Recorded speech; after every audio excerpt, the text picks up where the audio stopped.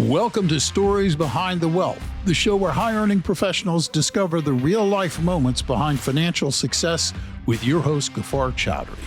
For almost 2 decades, he's helped successful individuals and business owners navigate wealth with clarity and confidence. On this show, we go beyond the spreadsheets, sharing the turning points, mind shifts, and personal stories that shape how people manage money and life. Money talks. We listen. And what we hear might just change the way you think. Welcome to the next episode of Stories Behind the Wealth. I'm your host, Gaffar Chowdhury. We've got a very exciting episode today. We've got a longtime mentor of mine and an industry expert. So let's dive right into it. Most people think estate planning is just about documents, wills, trusts, maybe minimizing taxes. But when you start working with high and ultra high net worth families, you realize something very quickly. It's not just about the money. It's about control, it's about timing, and more importantly, it's about making sure that decades of hard work actually transfers the way you intend. And the same is true for business owners, because one of the biggest financial events of their lives, the exit of their business, is often the least planned for. Today's conversation is about pulling back the curtain on what really goes into sophisticated estate and exit planning, the strategies, the mindset, and the lessons learned from decades in the field. And I couldn't think of a better person to have this conversation with. My guest today is Vincent D'addona, someone who has spent over 46 years advising individuals and business owners in estate planning, exit planning, and wealth building. I've been following Vince's work for over a decade, and he has helped shape the advanced planning work that we do at District Wealth Strategies. In 2017, he was inducted into the Estate Planning Hall of Fame, an honor reserved for those who's truly shaped the profession. But beyond the credentials, what I'm excited most about today is the perspective. Because when you've been in the business for that long, you don't just see what works, you see what doesn't. So today, we're going to talk about the real-world side of planning, what people get wrong, what actually matters, and how to think differently about wealth, legacy, and transitions. Vince, welcome to the show. It's great to be here, Gaffar. I appreciate it. Appreciate the opportunity. Absolutely. To start off, tell us a little bit about what originally drew you into the financial services industry almost 5 decades ago. Oh, well, I think my mother and my father wanted me to become a doctor. I went to Cornell University and I discovered the game of 14-1 continuous pocket billiards, which I played diligently from sophomore year to senior year. And with the grades that I had, medical school was not in the cards. So in 1979, I left school and I wanted to go into the financial services business. Actually, I wanted to be a stockbroker. But that decade, just like the most recent lost decade, the market finished at zero return. Like the entire decade was zero. And I couldn't find a job in the space. I had no sales experience. And I knew the catch-22. Like you needed a sales job to get sales experience, and you needed a sales experience to get a sales job. And the person that I got interviewed by finally said, look, just go into the insurance business and they'll take you in 2 seconds. And I did. And what I discovered was that, insurance lands differently for different people. But I would tell you that it is an infinitely diverse, highly technical, fascinating business, different purposes throughout the entire spectrum of wealth. And I got really excited by business and estate planning. And that's what I studied, and I got really good at it. And I'm now considered someone that you can invite in on a business case or estate planning case where I help people solve their problems. Absolutely, and I've had the pleasure of doing some work together. So really appreciate your insights, and I'm continuing to learn more every time we do some work together. Me too, by the way. But the learning does not, this is very important. Learning does not stop just because you're 68 years old.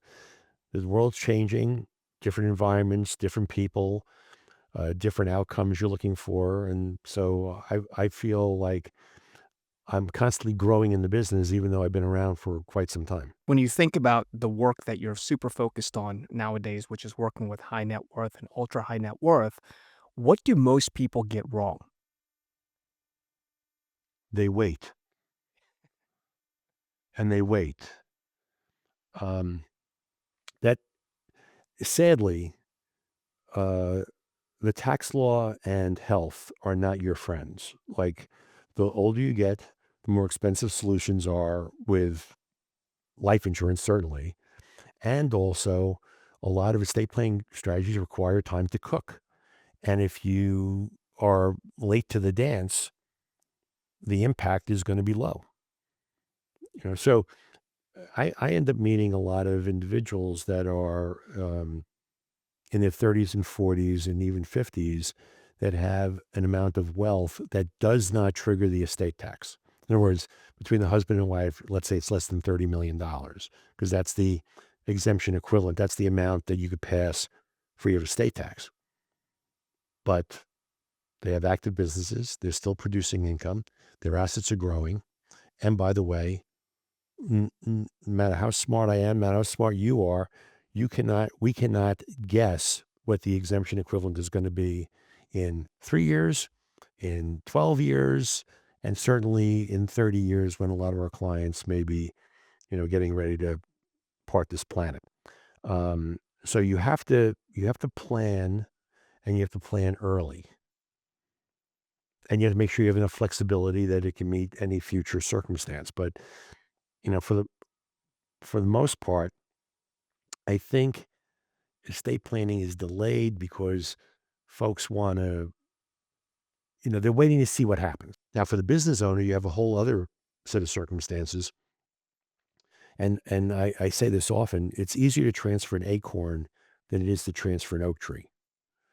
So you want to do planning when you perceive that you don't need to, because eventually when you have to, you're limited on the things that you could do, the cost of things, the impact of things.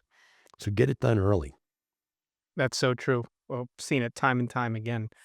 So when we talk about estate planning, I think a lot of folks, when they think about estate planning, they automatically go to having good wealth creation through managing assets, investing in the market, investing in a business. But I think the insurance side is often overlooked, and that's a pretty significant part of estate planning. Can you talk to us a little bit more about the work that you do in that space and why good wealth building includes good insurance planning? Sure. So everyone we meet has to be on two parallel paths. The first path is the life insurance path, and that's about the type and the amount, positioning, and funding of the life insurance. And the second path is the wealth shifting path. And the reason why you have to do both is because wealth shifting, the impact of wealth shifting takes time. Like there's this illusion that I'm going to make a gift to a trust and I have my problems are solved. Well, number one, you're limited in the amount that you can give to a trust. Number two is when you give to a trust, most of the time you lose total control, which for a business owner is intolerable. Um, and then three, when you make that decision, you may not be able to change the outcome, right? So, so the impact of of wealth shifting takes time. Now, there are many reasons to own life insurance, but in this context, what life insurance does, that's the first of the parallel paths, is it buys you the time for your wealth shifting to cook, right? Now, something that's overlooked in estate planning world is like the estate tax is 40% today. It's 40% on amounts in excess of $15 million if you're single. I just worked on a case this morning where I had somebody with a prenup. The spouse doesn't count towards the 30 million. $15 million is an estate tax in this particular case because of the circumstances. And it's 40%. But when we well shift the business environment and the assets continue to grow, we're trading the estate tax for an embedded capital gain tax. So ultimately, someone in the next generation, when dad dies or mom dies, they may choose to liquidate the assets, in which time they've got a capital gain. So the objective would be to handle the estate tax while we're still exposed to the estate tax. And then we would use life insurance to handle the capital gain tax when we're exposed to the capital gain tax. So the reason shifts. Now, notwithstanding that, there's other reasons. Like I was working on something yesterday, and I think there were 12 business entities. 12. The owner of those 12 entities, either he's partial or total owner, he had relationships with banks, with vendors, with everybody. Like everybody that touched that business, he had relationships with. Virtual spaghetti bowl. When he dies, people are going to make mistakes. People are not going to have the connections that he had. People are going to miss time and misstep. So big shots of liquidity will make a huge difference in the success of the family going forward, because it's mistake insurance. So is it estate tax payment insurance? Is it capital gain tax payment insurance? Is it mistake insurance? Is it family income insurance? Like, it does many things, but it all has to be integrated with a strategy of wealth shifting. Yeah. So it creates like that contingency and safety that otherwise would not exist in the plan. For sure. Yeah. Now, as I mentioned earlier, like we've had a chance to do a fair amount of work together, and we'll continue to be working together. And you also work with advisors all around the country. I do. What do you see in working with advisors that are focusing on adding value to their clients and the folks that they work with? What are they often overlooking? What are they not focusing on? Look, my success in the estate planning business revolves around a few things. The first is I make the complicated simple. Good estate planning is complex. The idea is not to make your client's life complicated, but it's complex. And I don't care how wealthy the individual is that I'm talking to, complexity is scary. Right? They're already exposed to that in their business environment. They take the risks there, their real estate portfolios, all that stuff. So I believe that advisors get caught up in the detail of a strategy. And what that does is it stops clients from taking action. It's not to say that the stuff that we're talking about isn't complex, but if you make it complex in the speaking of it, it's easier for people not to take action than it is to take action. So that's one of the things. So that's effectively, I think my claim to fame is that I can communicate things in such a way that somebody with means is going to go, that makes sense to me. I'll do that. Yeah. Without spending 46 years in the industry. Yes. And I have friends that are very, very smart. I mean, I'm talking in the business, very smart people, but they don't know how to stop talking and listen to clients. That's a whole other thing, right? You're very good about listening. I would say the bulk of advisors are not great listeners. And that doesn't help, right? So you have to know your material. You have to know how to communicate. You have to know how the things that you know fit into a client's world. And you have to have people take action, because, otherwise you just had a nice lunch. It's my goal is to accomplish things for people. What's the biggest mistake you see business owners make when they are planning or thinking about an exit? Well, the biggest mistake is they don't think about their exit, That's very true. right? What they're doing is they're working in the business and they're not working on the business, right? So, most business owners, not everybody, but most business owners put their head down and run as fast as they can. And they don't sit there and go, like, how do I get out of this? Right. And there's a Right. lot of places to exit to. You could exit to family. You could exit to key employees or key employee groups. You can exit to private equity is happening a lot these days.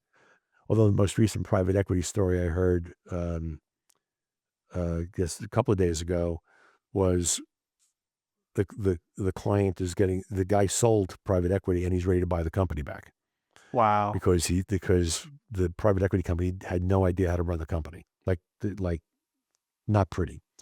That doesn't always happen. Could happen. There could be a public offering. There could be an ESOP. There's a lot of ways to exit the business. But if you're not thinking about the when and the how, you're not going to be prepared for that day. When should someone really start planning for their exit? We talk about how As soon as it's as soon often as they as soon as they meet me, if they haven't already done so. I mean, come on. It's like, that's like the Chinese proverb, when's the best time to plant a tree? The answer is 20 years ago. The second answer is now. So you have to start thinking about how you want to arrange your affairs. Like I'm very big on the overall structure and design of the estate plan. Like I'd rather have a great estate plan and then do business planning in that order than do business planning and then try to figure out the estate plan. And the reason why is the same as I said before. It's easier to move an acorn than it is to move an oak tree. Yeah. So if people are growing, they're being tax efficient, they're growing the business, they've got their HR problem solved, they've put in all the value drivers, they're no longer exposed to one client that represents 70% of their business, like all those things. They do that. Now they have a bigger enterprise. And a bigger enterprise is harder to move. So if a business owner has some vision, they're going to want to take the actions to protect their wealth before they go and continue to grow it. Yeah. And on that note, what separates a well-planned exit from one that typically falls apart? Um,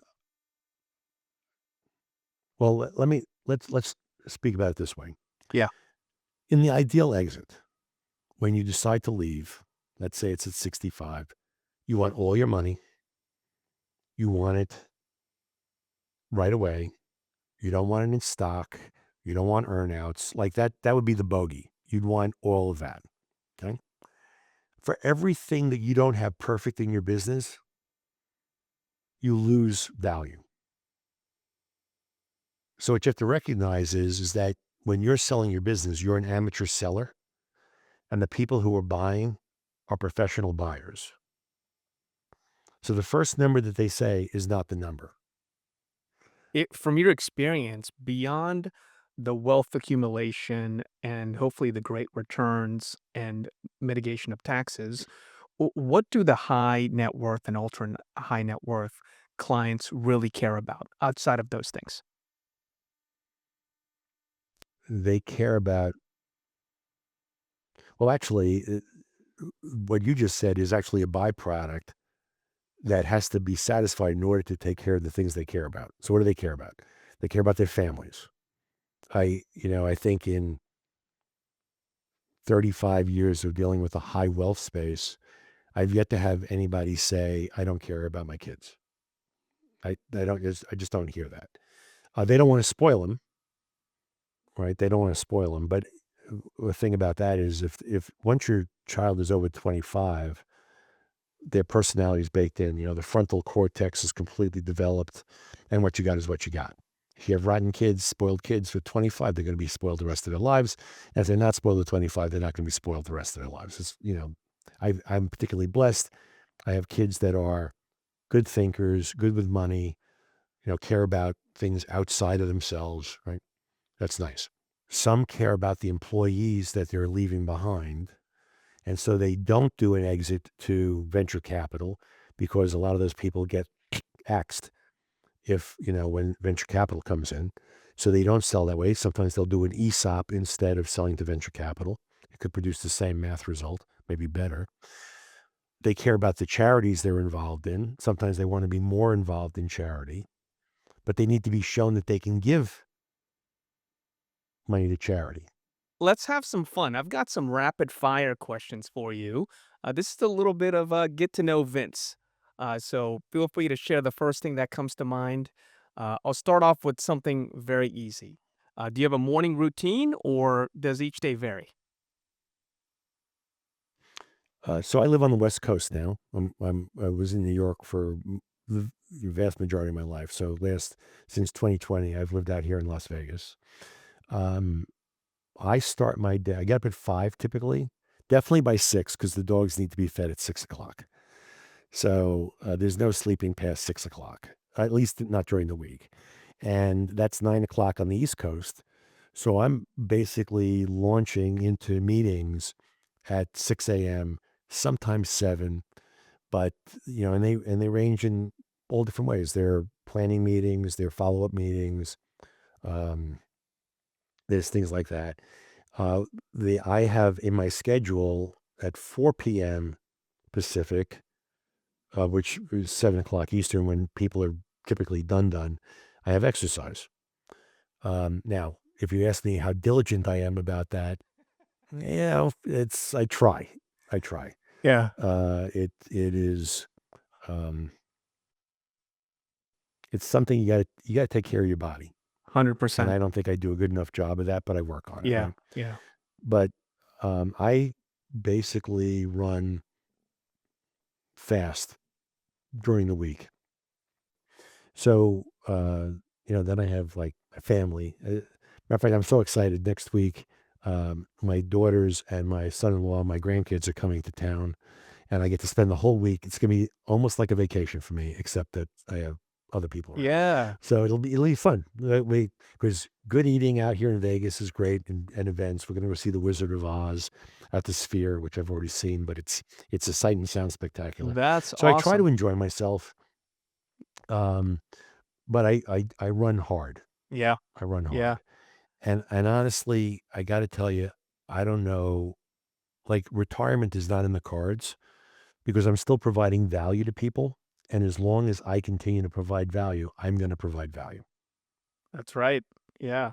Yeah, I don't see you retiring, quote unquote, anytime soon.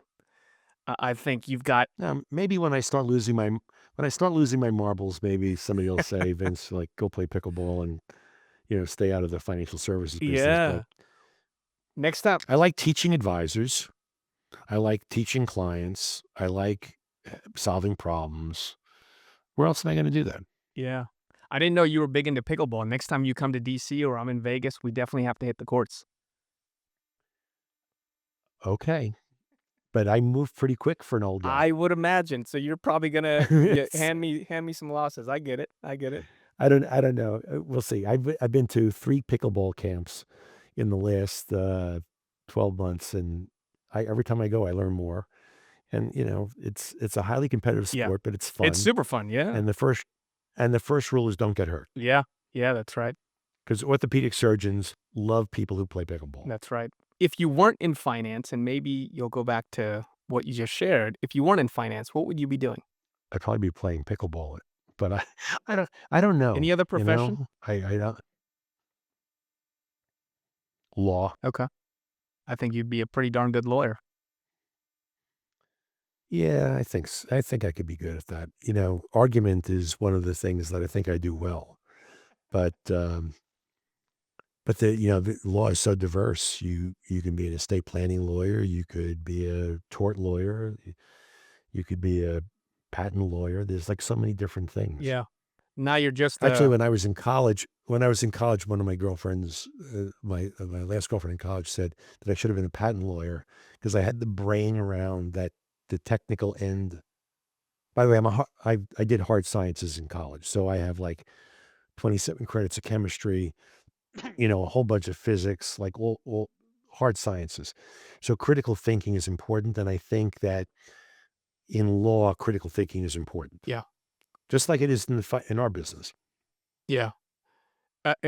Going back to what you said about being a lawyer, as a consolation, now attorneys are tapping you on the shoulder for your expertise, right? So that's got to be Ironic, isn't it? Yeah, it is. It's got to be pretty rewarding. Yeah. So, I know we could probably keep talking for hours. We'll definitely have to think about bringing you back because I know there's so much more that you could share and we can all learn from. But for the listener that is tuning in, where can they find you? What's the best way to get in touch with you? The best way is to email me at Vince, Vince, at Madan, MADAN plus PLUS. Vince@madanplus.com. That's the easiest Okay, way. perfect. And then final question, if you could pass on one piece of wisdom to someone building wealth today, what would that be? Don't don't take your advice from TikTok. So true. I think Yeah.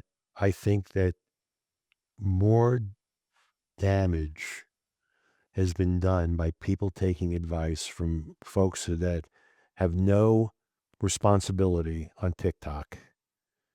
I was listening to somebody the other day. By the way, I like TikTok. It's fun, right? There's fun stuff on there. But every so often in my feed, I end up with some tax person talking about a structure. Same.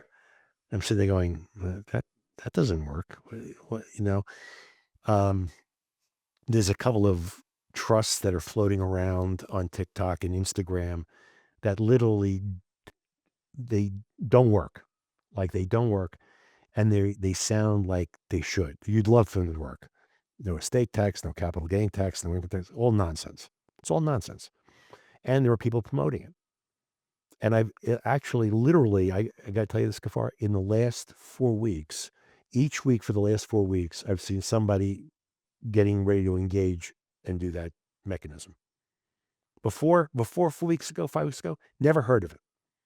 Now it's just like popping up like weeds. Don't take advice from people that are not licensed to give advice where they have some personal responsibility for the success and failure of your plans. Yeah. And there's no compliance regulation. They're saying their own opinion, making it sound like fact. Yeah, I wholeheartedly agree. Well, with that, thanks so much, Vince. It was a pleasure having this conversation with you. I always leave the room learning something new, and today was no exception. Looking forward to having you back. Well, thank you for saying so. It was good to be here. And if you want me back, I'm ready. Awesome, my friend. Thank you. Thank you for tuning in to Stories Behind the Wealth. Be sure to click the follow button to be notified when new episodes become available. If you're a busy, accomplished professional or a business owner looking to build confidence in your financial future, visit us at districtwealthstrategies.com or call 202-759-8524 to learn how our team can help. Because money talks, we listen, and the stories are just getting started. The views and opinions expressed are those of the program participants and are not necessarily those of MML Investor Services, LLC. The material is not intended as recommendations appropriate for you. You should strongly consider seeking advice from your own investment specialist. Gaffar Chowdhury is a registered representative of and offers securities through MML Investor Services, LLC, member SIPC, OSJ 530 Gaither Road, Suite 350, Rockville, Maryland, 20850, phone number 301-355-5800. District Wealth Strategies is not a subsidiary or an affiliate of MML Investor Services, LLC.